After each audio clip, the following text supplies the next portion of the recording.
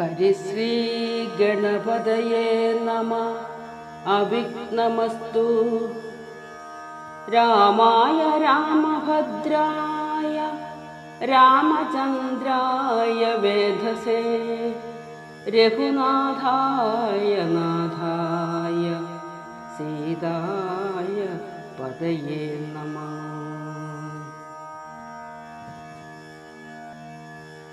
തന്നുടെ ഗുരുവായ വസിഷ്ഠ നിയോഗത്താൽ മന്നവൻ വൈഭണ്ഡകൻ തന്നെയും വരുത്തിനാൻ.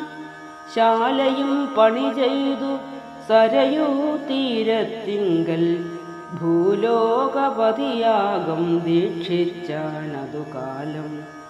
അശ്വമേധാനന്തരം താപസന്മാരുമായി വിശ്വനായക സമനാകിയ ദശരഥൻ വിശ്വനായകനവതാരം ചെയ്വതിനായി വിശ്വാസഭക്തിയോടും പുത്രകാമേഷ്ടികർമ്മം ഋഷ്യശൃംഖനാൽ ചെയ്യപ്പെട്ടൊരാഹൂതിയാലേ വിശ്വദേവതാഗണം തൃപ്തമായതു നേരം ഹേമപാത്രസ്ഥമായ പായസത്തോടും കൂടി ഹോമകുണ്ഡത്തിൽ നിന്നു പൊങ്ങിനാൻ വന്യദേവൻ. താവകം പുത്രീയമീ പായസം കൈക്കൊള്ളുക നീ ദേവനിർമ്മിതമെന്നു പറഞ്ഞു പാവകനും. ഭൂപതി പ്രബലന് കൊടുത്തു മറഞ്ഞിതു താപസാജ്ഞയാ പരിഗ്രഹിച്ചു നൃപതിയും. ദക്ഷിണ ചെയ്തു നമസ്കരിച്ചു ഭക്തിപൂർവം ദക്ഷനാം ദശരഥൻ തൽക്ഷണം പ്രീതിയോടെ.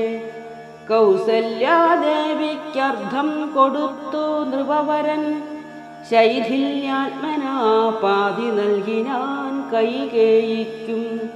അന്നേരം സുമിത്രയ്ക്കു കൗസല്യാദേവി താനും തന്നുടെ പാതി കൊടുത്തിടിനാൾ മടിയാതെ.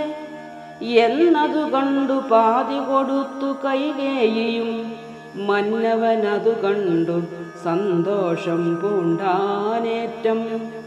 തൽപ്രജകൾക്കു പരമാനന്ദം വരുമാറു ഗർഭവും ധരിച്ചിതു മൂവരുമതു കാലം. അപ്പോഴേ തുടങ്ങി ക്ഷോണീന്ദ്രനാം ദശരഥൻ വിപ്രേന്ദ്രന്മാരെയൊക്കെ വരുത്തി തുടങ്ങിനാൻ. ഗർഭരക്ഷാർത്ഥം ജപഹോമാ